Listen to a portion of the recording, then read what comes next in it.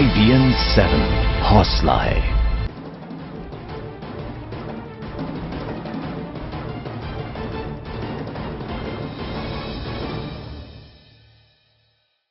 नमस्कार, मैं हूं पंकज भार्गव। दिल्ली का दर्द कौन हमदर्द में आज हम फिर आपको अपने सहयोगी प्रतीक त्रिवेदी के पास लिए चलेंगे, जो हमें पटपड़गंज के सियासी तापमान से रूबरू कराएंगे। लेकिन इससे पहले कि हम प्रतीक तक पहुंचे, हम आपको दिल्ली के रामलीला मैदान में आज हुई प्रधानमंत्री मोदी के दिल्ली फतह के लिए दिए गए मंत्रों से वाकिफ करवाते हैं। बिजली सस्ती मिले, पहले बिजली मिले तो। अगर बिजली नहीं है तो बिजली का बिल आने वाला ही कहां है। हमने दो दिशाओं में काम उठाया है। हम जिस प्रकार से बिजली के काम को उठाया है, हम दिल्ली में से ये जनरेटर की आवाज बंद कर देंगे भाइयों बहनों। दिल्ली को जनरेटर से मुक्ति दिला देंगे, और दिल्ली को जनरेटर से मुक्ति मिलेगी तो ये जहरीली हवा से भी मुक्ति मिलेगी। इतना ही नहीं, 24 घंटे बिजली देने का मेरा वादा है भाइयों बहनों, 24 घंटे बिजली। जनता से अटे पड़े रामलीला मैदान में जब प्रधानमंत्री मोदी दिल्ली का चुनावी बिगुल फूंकने खड़े हुए तो इस जंग का एजेंडा तय कर दिया। बीजेपी बिजली पानी जैसे बुनियादी मुद्दों के साथ ही भ्रष्टाचार मुक्त स्वच्छ शासन प्रशासन के वादे के साथ मैदान में आक्रामक तरीके से उतर पड़ी है। और प्रधानमंत्री का सबसे बड़ा दावा है दिल्ली को 24 घंटे बिजली। पीएम नरेंद्र मोदी ने हर वक्त बिजली, सस्ती बिजली, हर घर को 2 LED बल्ब, वायु प्रदूषण से मुक्ति जैसा वादा अपने अंदाज में किया। जैसे मोबाइल फोन में आप आराम से अपना सर्विस प्रोवाइडर चुन सकते हो, सस्ते से सस्ता फोन का चार्ज करने वाला फोन का कनेक्शन ले सकते हो, उसी प्रकार से दिल्ली में हम ये योजना करने वाले हैं कि अगर मान लीजिए 10 कंपनियां यहां बिजली बेच रही हैं, और अगर आप चाहते हो कि हमें इससे बिजली नहीं लेनी है, वो सस्ती देता है, हम उससे लेनी है, तो आप ले सकते हैं। व्यवस्था हम करने वाले। बिजली के बाद बारी पानी की आई। पीएम मोदी ने हरियाणा सरकार के साथ केंद्रीय शहरी विकास मंत्री के बीच हुई बातचीत का हवाला दिया। पीएम के मुताबिक केंद्र और राज्य सरकार के तालमेल से दिल्ली की पानी की समस्या का समाधान ढूंढ लिया गया है, जो पिछली सरकारें नहीं कर पाई थी। इसके बाद प्रधानमंत्री ने अपने सबसे महत्वाकांक्षी प्रोजेक्ट हर शख्स को पक्का मकान की बात छेड़ दी। मेरा एक सपना है, 2022 जब भारत की आजादी के 75 साल होंगे, तब हमारे यहां दिल्ली में हर झुग्गी झोपड़ी वाले को अपना पक्का घर हो, ये सपना मैं पूरा करना चाहता हूं। दिल्ली की चुनावी सभा में प्रधानमंत्री केंद्र सरकार की अब तक की उपलब्धियां बताने और उससे दिल्ली वालों को हुए फायदे को भी गिनाने से नहीं चूके। पीएम मोदी ने दावा किया कि जनधन योजना की वजह से दिल्ली में 19,50,000 गरीबों के खाते खुले। इससे इन सभी खाताधारकों का 1 लाख का मुफ्त बीमा भी हुआ। प्रधानमंत्री ने बिना किसी पार्टी का नाम लिए विपक्षी पार्टियों पर भी हमले किए। चुनाव के मद्देनजर उनके निशाने पर दिल्ली की सभी प्रमुख पार्टियां थीं।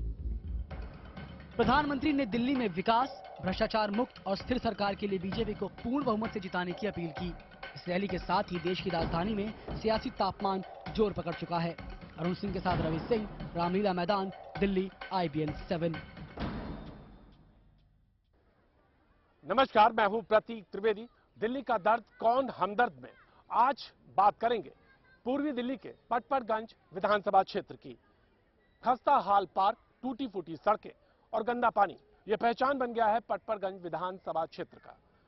अगर हम बात करें पिछले 5 सालों की, तो इस विधानसभा में 100 करोड़ रुपए खर्च हुए, और अगर पिछले साल की बात करें तो 80 करोड़ रुपए इस विधानसभा क्षेत्र में खर्च हुए। लेकिन हालात जस के तस बने रहे, यानी इसमें कोई तब्दीली नहीं आई। हमारे संवाददाता रवि सिंह ने पूरे इलाके का दौरा किया और यह रिपोर्ट फाइल की।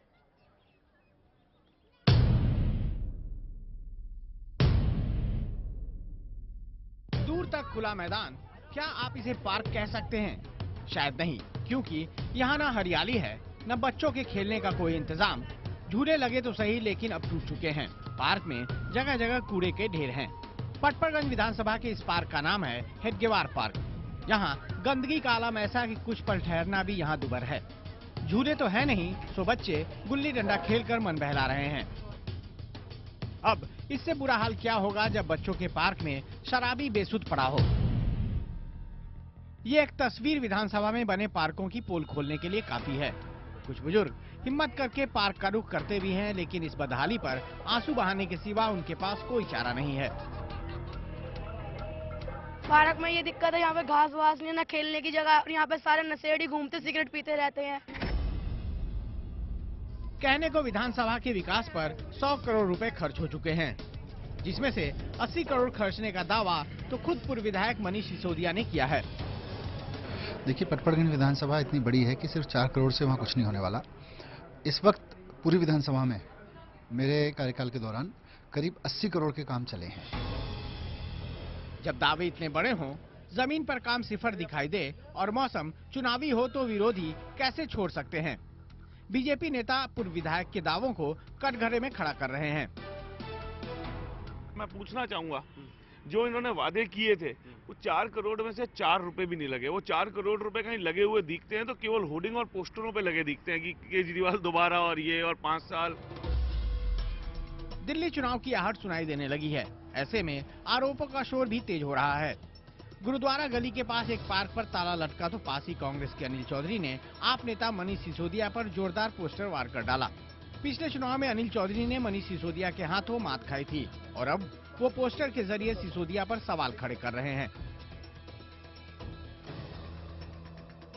एक सच ये भी है कि जब ऐसी गलतियां हों, ऐसी सड़कें हों, तो ये कैसे मान लिया जाए कि इलाके पर 100 करोड़ रुपए की रकम खर्च हो चुकी है। जिस विधानसभा में इतनी बड़ी रकम खर्च की गई और जहां पर पार्क का ये हाल है, उस इलाके की पार्षद ने सरकारी पैसे को भी खर्च करने में कंजूसी दिखाई है। बीजेपी की पार्षद सुदेशना ने साल भर में 50 लाख में से महज 35 लाख रुपए की रकम ही खर्च की है। अब इस पर भी उनका जवाब सुन लीजिए।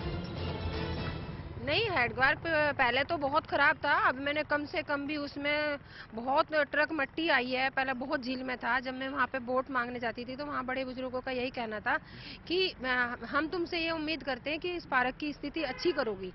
तो उसमें मैंने वो लगवाई है, घास लगवाई थी, जो कि अभी थोड़ा सा एकदम खत्म ही हो गई है। एकदम ऐसे हो गई कि बच्चे बॉल अभी खेलने से मानते नहीं है। बॉल बच्चे खेलते हैं, लेकिन अभी फिर कैसे, अब जो थोड़ा मौसम ऐसी आएगा जो घास पकड़ेगी। अभी तो सर्दी की वजह से हर एक पेड़ पौधे सूख रहे हैं। लेकिन क्या गलियों की सफाई में भी उनके सामने अड़चनें थी? ये गलियां सुदेशना जाटव के वार्ड की ही हैं। अब आपको लिए चलते हैं पटपड़गंज विधानसभा क्षेत्र के मंडावली स्कूल ब्लॉक में। गलियों में कूड़े के ढेर पड़े हैं। एमसीडी कर्मचारी नालियां साफ कर जाते हैं, लेकिन उससे निकली गंदगी गलियों में हफ्तों पड़ी रहती है। इलाके में सफाई हुई या नहीं, इसकी जवाबदेही स्थानीय पार्षद की है और लोगों के पास ये सब सहने के अलावा कोई चारा नहीं है। गंदगी की ये पोजीशन है कि मुंह के पट्टी बांध के जब इस नाले पे होकर निकलना पड़ता है। कूड़े की इतनी बड़ी समस्या है कि मैं वहाँ के अपने आरडब्ल्यू को फोन करना पड़ता है, तब जाकर के गाड़ी आती है, तब वहाँ से कूड़ा हफ्ते में 1 दिन उठता है।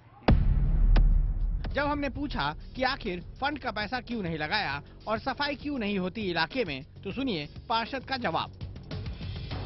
अच्छी सफाई चल रही है।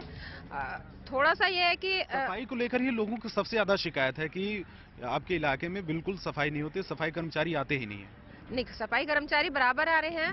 और जो है कूड़ा है क्योंकि कूड़ा तो कभी शिकायत कभी खत्म हो भी नहीं सकती, क्योंकि सुबह साफ करो तो शाम को फिर कूड़ा गिर जाता है। मंडावली ही क्यों, इस विधानसभा में आने वाले विनोद नगर के पार्कों की हालत देखिए। इस विनोद नगर का ये पार्क अब पार्क में ही कूड़ेदान बन गया है। लोग इसी पार्क में कूड़ा डालते हैं।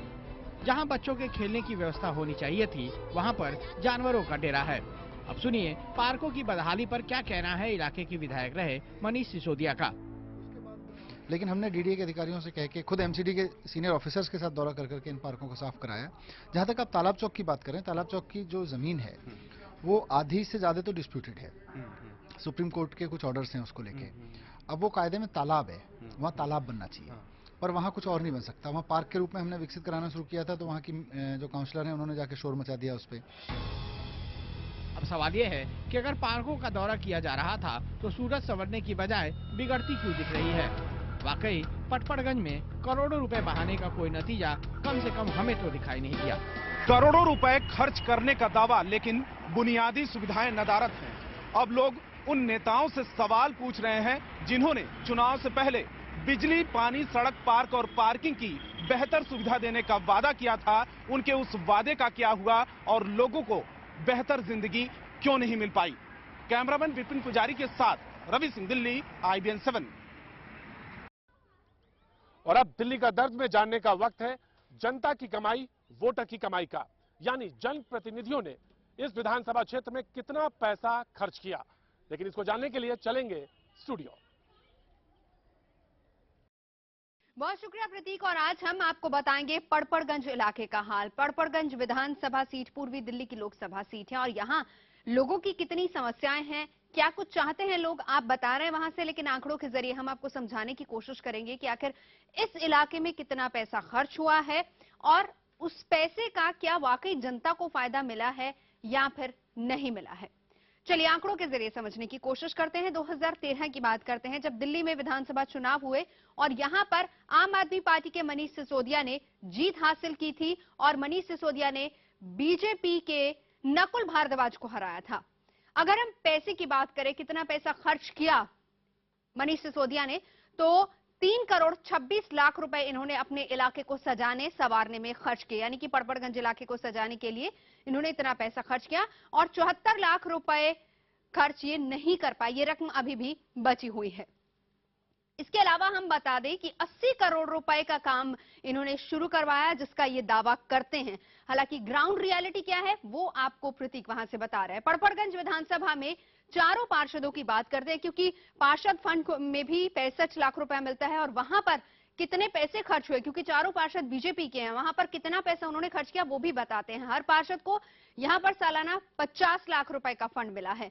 लेकिन सिलसिलेवार तरीके से अगर बात करें किस पार्षद ने कितना पैसा खर्च किया, तो सरला चौधरी ने 42 लाख रुपए खर्च किए अपने पूरे इलाके को सजाने और संवारने के लिए। इसके बाद देवेंद्र कुमार की बात करें तो इन्होंने लगभग पूरी की पूरी रकम खर्च कर दी है अपने पूरे इलाके को सजाने और संवारने के लिए। अगला नाम संध्या वर्मा का आता है। 28 लाख रुपए, आधी से थोड़ी ज्यादा रकम इन्होंने खर्च की है और अपने इलाके को इन्होंने भी सजाया संवारा। और इसी तरीके से सुदेशना जाटव ने 27 लाख रुपए अपने इलाके को सजाने संवारने में खर्च किए हैं। पैसा काफी खर्च हुआ है पड़पड़गंज इलाके में, लेकिन क्या वाकई वहां पर लोगों को सुविधाएं मिली या फिर नहीं मिली, या बता ही रहे हैं। और सांसदों की बात करते हैं तो महेश गिरी बीजेपी के, जिन्होंने हराया था संदीप दीक्षित को इस इलाके से, और उन्होंने इस इलाके में कितना काम किया, कितने पैसे उन्होंने खर्च किए ये भी बता देते हैं। सांसद फंड से 1 करोड़ 80 लाख रुपए का खर्च इन्होंने किया है ताकि इनका इलाका सज सके, संवर सके, लोगों को बुनियादी सुविधाएं मिल सके। तो ये पड़पड़गंज इलाके की का हाल है, आंकड़े ये बता रहे हैं। वापस चलते हैं प्रतीक के पास।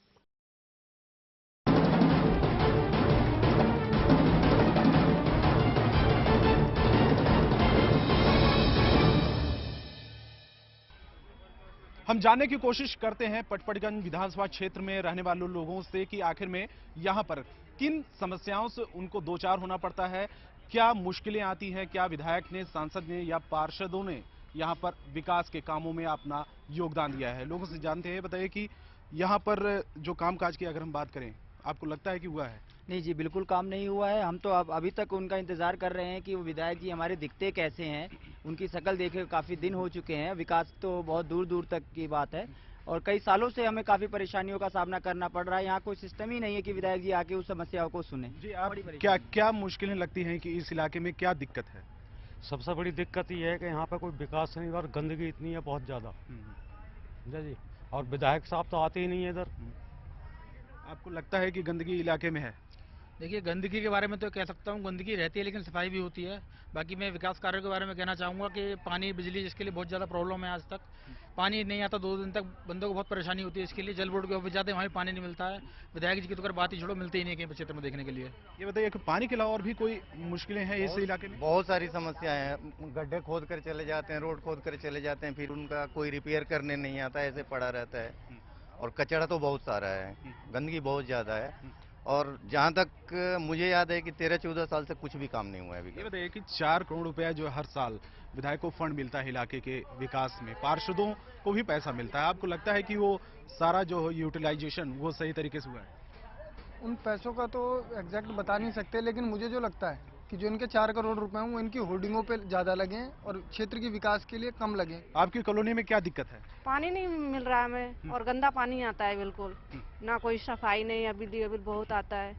कब से गंदा पानी आ रहा है? कम से कम काफी दिन से आ रहा पानी, गंदा आ रहा है और कोई आता ही नहीं है। यहाँ पर सबसे बड़ी जो दिक्कत है वो पीने की पानी की है, और इसके अलावा लोगों का कहना है कि साफ सफाई की जो व्यवस्था है वो भी कहीं न कहीं इलाके में काफी ज्यादा गड़बड़ है, क्योंकि सफाई नहीं होती। और दूसरी बात यह है कि पानी की जो व्यवस्था है वो पानी आता नहीं है, और आता है तो फिर गंदा आता है। तो फिलहाल इस इलाके की ये रही तस्वीर। कैमरामैन दिनेश नागर के साथ रवि सिंह, दिल्ली, IBN 7।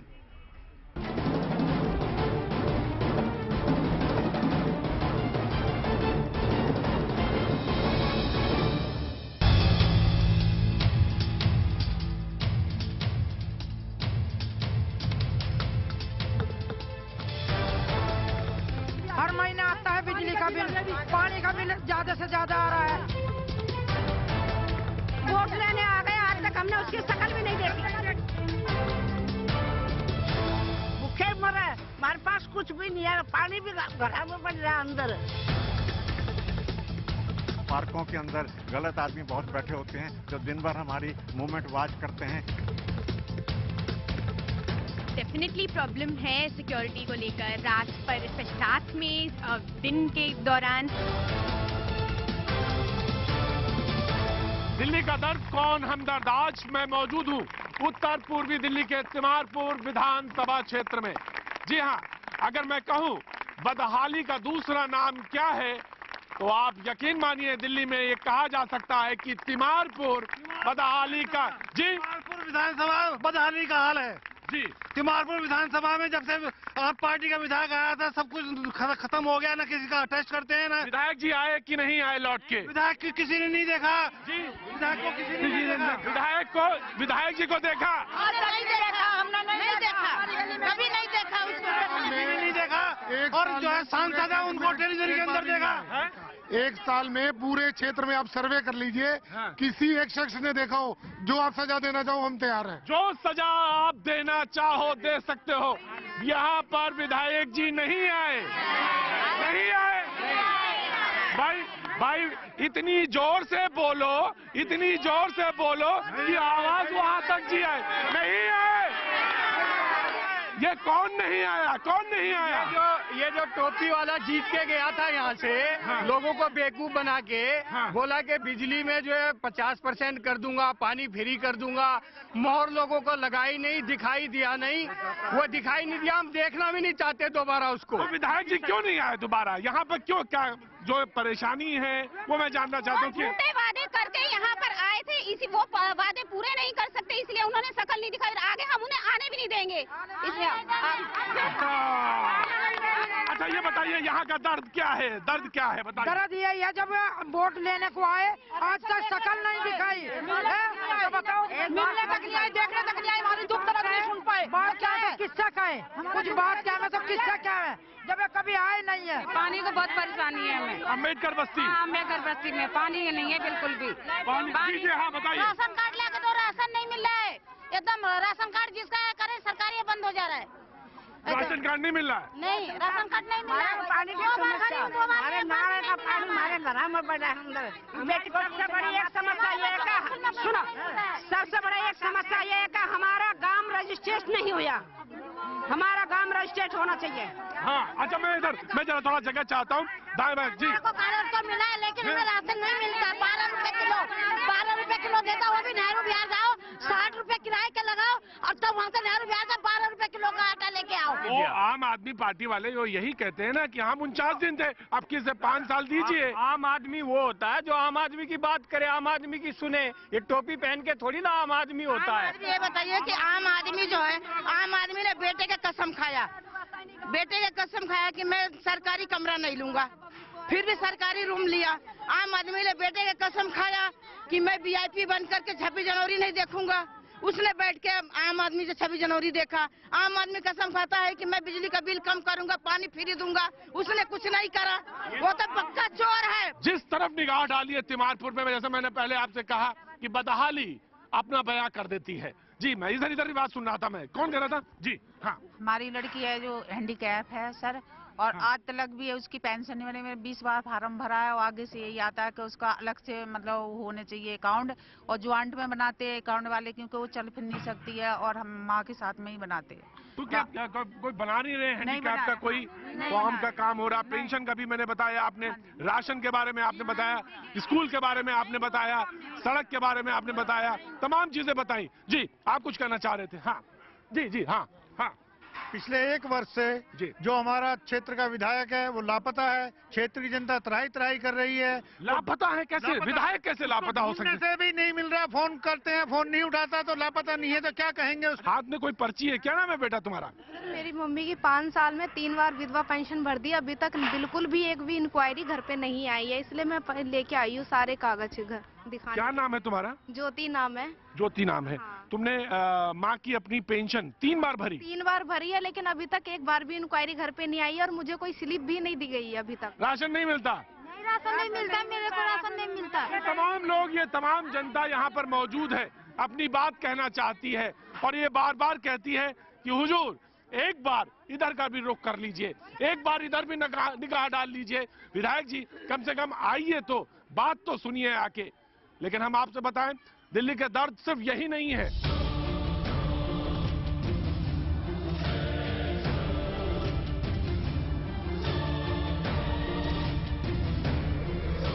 और इस वक्त मैं मौजूद हूं तिमारपुर कॉन्स्टिट्यूंसी में।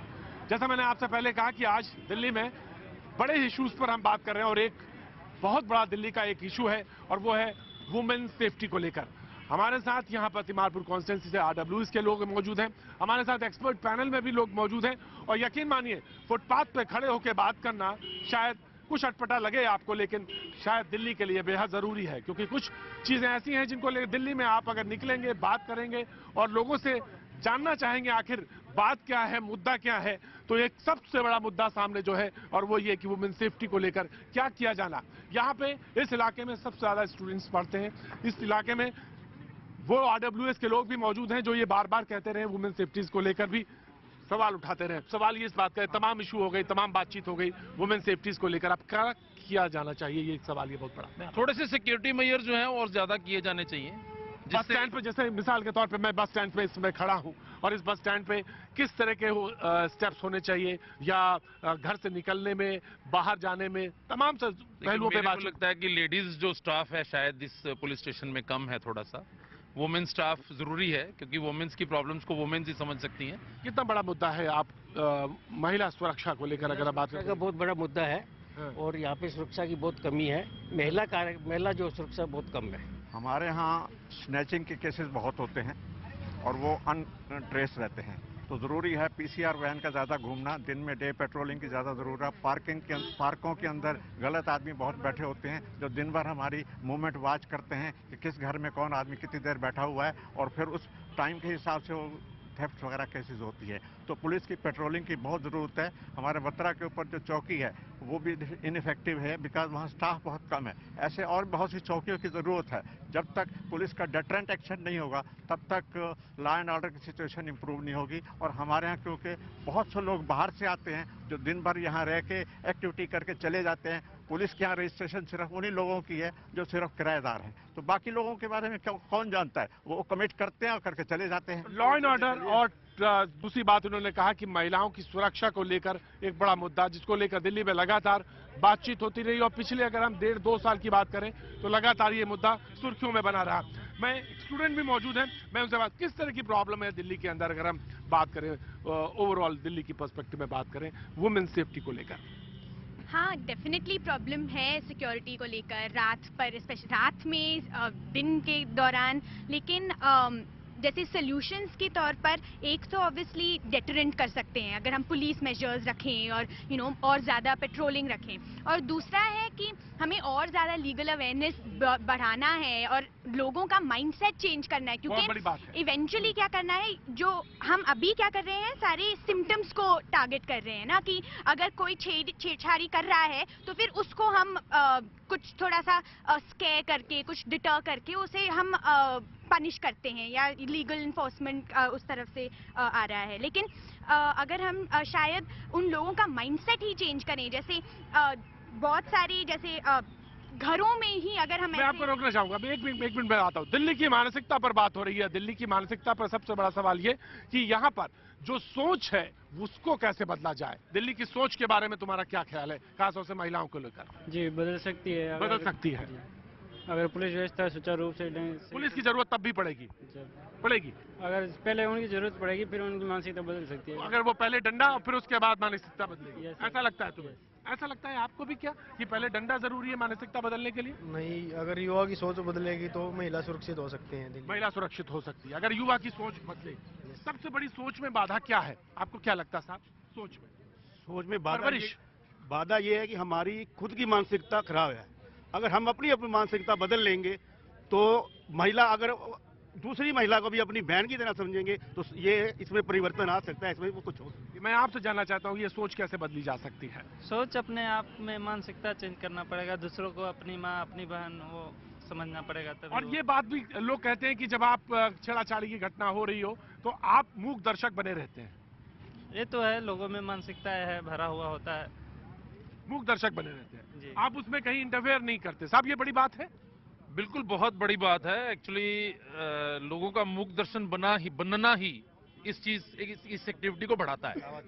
और दूसरी बात यह है कि जब पुलिस के साथ इसको कोई कम्युनिकेट करने की कोशिश करता है तो जो आदमी इन्फॉर्म करता है उसको भी परेशान किया जाता है, और उस परेशानी से बचने के लिए वो उसको सिर्फ मूक दर्शन बन के रह जाता है। मैं, रेखा जी यहाँ पे मौजूद है, एक लॉयर हैं यहाँ पर, मैं उनसे बातचीत के सिलसिले को जोड़ना चाहूंगा। रेखा जी, इन्होंने कहा कि जब कोई ऐसा मुद्दा आता है, जब वो कोई शख्स बगल में देख रहा है कि घटना हो रही है और वो उस पर इंटरफेयर करता है तो उसे डर लगता है कि कहीं पुलिस को परेशान ना करे, फिर उसके थाने के चक्कर ना लगाने पड़े, तो वो सिर्फ एक मूक दर्शक बना रहता है। शायद चेंज की शुरुआत कहीं नहीं हो पाती। देखिए, बिल्कुल सही कहा। जो एक आम व्यक्ति की जो मानसिकता है वो यही होती है कि भाई मैं पचड़े में नहीं पड़ूंगा, कौन पुलिस के और कोर्टों के चक्कर लगाएगा, बेकार के अंदर एक पंगा लेने वाली बात हो जाएगी, मैं तो दूर ही रहूं तो अच्छा है, शायद लेने के देने ना पड़ जाए। परंतु जब तक हर इंसान इसी तरीके से सोचता रहेगा और डरता रहेगा और सिर्फ अपने बारे में ध्यान रखेगा, वो ये नहीं रियलाइज कर सकता कि आज तो आप एक मूक दर्शक की तरह देख रहे हो ना हो कि कल आपके ऊपर या आपके परिवार वालों के साथ, किसी आप ही की बच्ची के साथ, आपकी बहन बेटी के साथ कुछ इस तरह की गलत हरकत हो जाए, कब किसी के ऊपर गाज गिरने वाली पता नहीं होता।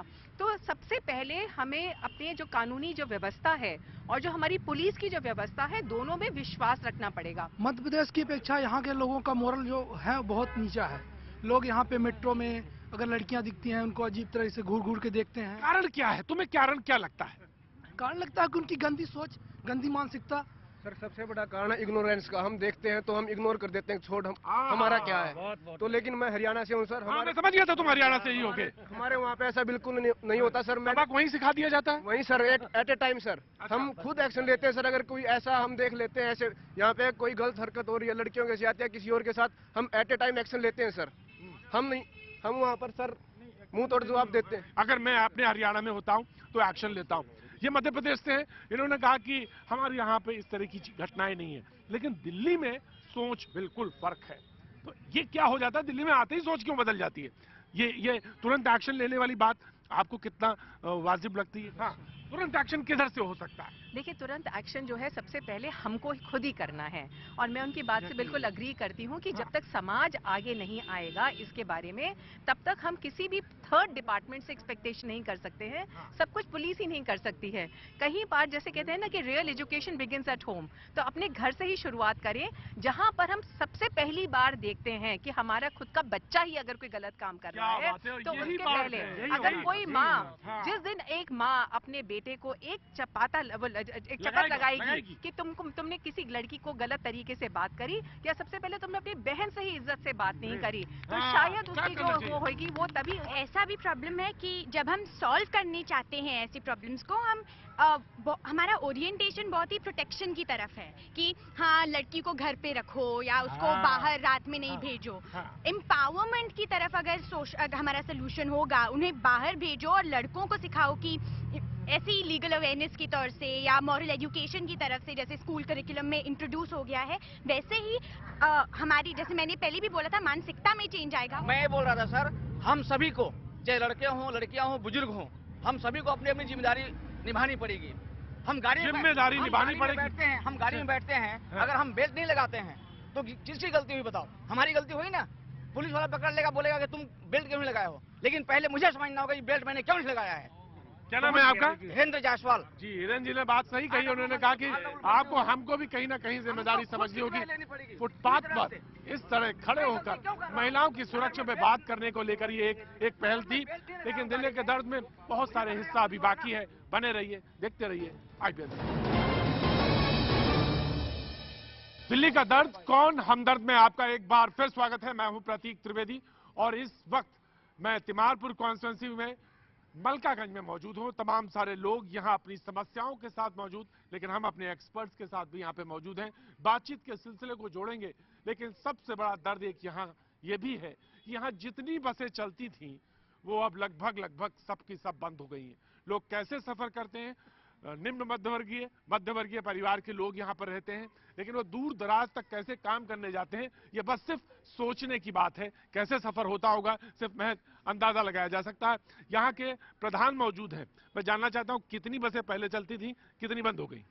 कम से कम यहाँ पे इस रूट के ऊपर 25 बस चलती थी और आज वो यहाँ पर घट के मुश्किल से 5 रह गई है। और अब ये हमारा जो सिस्टम हो रहा है, जो आप बता रहे परिवहन का, बड़ा नाश हो गया। मेट्रो स्टेशन बनाया है पुलमंगस के पास में, एक आदमी यहाँ जाता है 20 रुपये देता है, एक आदमी उधर से आता है 20 रुपये यहाँ देता है। मेट्रो स्टेशन बहुत दूर है यहाँ पर, हमारे विरुद्ध लोग जा नहीं पाते, और एक बस के लिए हमारे को घंटा जाना पड़ता है। और आजादपुर के लिए सीधी बस कोई नहीं यहाँ पर हमारे यहाँ से। यहाँ पर RTI एक्टिविस्ट भी मौजूद हैं, RTI एक्टिविस्ट भी मौजूद हैं जिन्होंने इसके जरिए बातचीत करने की कोशिश की। मैं आपसे जानना चाहता हूँ, आप ये मुझे बताइए, यहाँ की जो परिवहन व्यवस्था थी जिसमें आपने काम किया, मैं उस पर जानना चाहता हूँ। कोई डायरेक्ट सेवा नहीं है यहाँ से बाहर के लिए, कि जबकि मलकागंज सबसे घनी बस्ती है, सबसे ज्यादा लोग रहते हैं इस विधानसभा के लोग, 40% आबादी है, 40% वोटर इस एरिया में। और जैसा कि इन्होंने बात कही कि तमाम बसें चल रही थी, बसें बंद हो गई, परिवहन व्यवस्था की आपको पूरी दिल्ली की हालात मालूम है। मैं ये जानना चाहता हूँ सिंह साहब कि बसेस जो है, ओवरऑल जो पिक्चर है उसको लेकर लोग संतुष्ट नहीं है दिल्ली में। उसका कारण ये है कि जिस वक्त कॉमनवेल्थ गेम्स हुई थी जी, तो ये तय हुआ था कि अगले 3 सालों में दिल्ली में 16,000 बसें होंगी जी। आज 6,500 बसें हैं, उसमें से 1,200 बसें, जो 1,400 बसें एयर कंडीशन बसें हैं, और 1,300 बसें ऐसी हैं जो चली नहीं पाती हैं, और 17 बसों को अब आग भी लग गई है। तो हुआ क्या है कि जब से ये मेट्रो का सिलसिला शुरू हुआ तो सरकार ने समझा कि मेट्रो बन गई है, इससे सब समस्याएं दूर हो गई हैं, और बस जो है वो हर गली नहीं तो हर सड़क पे पहुंच सकती है, मेट्रो नहीं पहुंच पाएगी। तो उसका नतीजा क्या है कि एक चीज को बढ़ाते हैं तो दूसरी पे ध्यान देना बंद कर देते हैं। जहां तक ई रिक्शा के बारे में दर्द मुझे भी होगा, लेकिन मुझे गैर कानूनी और अनसेफ ई रिक्शा के बारे में कोई दर्द नहीं है। अगर उनसे बहुत सारे लोग हैं जिनको रोजी रोटी नहीं मिल रही है, तो उसका जिम्मेदार ई रिक्शा तो सारा तो रोजी नहीं दे रहा है ना। ई रिक्शा को लेकर एक बड़ी उहापोह सी स्थिति बनी हुई है। ये बात सच है कि जो इलीगल है उसको लीगलाइज नहीं किया जा सकता। Illegal is always illegal. Government ने जो कल पॉलिसी बनाई है, सतीश उपाध्याय जी ने इसकी घोषणा करी है कि बड़ी जल्दी रिक्शे चलेंगे, लेकिन उसकी एक कानूनी प्रक्रिया होगी क्योंकि वो रोड पे चलते हैं और दिल्ली की जनता के लिए सेफ्टी पहले मेजर पॉइंट है। अगर वो रिक्शा चला रहे हैं तो उन पर लाइसेंस होना चाहिए, ड्राइविंग लाइसेंस होना चाहिए, गाड़ी का रजिस्ट्रेशन होना चाहिए। ये नहीं है कि एक मैन्युफैक्चरर ने गाड़ियां बनाई, रिक्शे बनाए और उनको धड़ाधड़ बेच दिया। ये तो खरीदने वालों को भी सोचना चाहिए था और उस वक्त की गवर्नमेंट को भी सोचना चाहिए था कि उस वक्त तो उन्होंने चलने क्यों दिया? मैं समस्या सुन रहा हूँ। मैं अपनी इस गली की समस्या दिखाना चाहता हूँ। 2 महीने से अभी तक जो हो रहा है, और ये समस्या सुन ली जाए, ये समस्या सुन ली जाए जी। इस गली के अंदर दोनों साइड में कम से कम 40 दुकानें हैं और उस गली के अंदर सीवर बंद हो जाते हैं, ऊपर जो है मल बहता है, जिस कारण बच्चों की चप्पलें सनती हैं, पैर सनते हैं, कपड़े सनते हैं। वो बच्चे सामान लेके जब अपने घर जाते हैं बदबू आती है पैरों में से। ये बीमारी फैल रही है पूरी गली के अंदर 2 महीने से। इस समस्या को सुनने वाला हमारा विधायक कौन है? चुनाव बहुत नजदीक है और दिल्ली में माहौल पूरा बन चुका है, लेकिन आज अभी सिर्फ इतना, फिर मिलेंगे, उठाएंगे आवाज। बने रहिए आप हमारे साथ। आज अभी सिर्फ इतना, देखते रहिए IBN।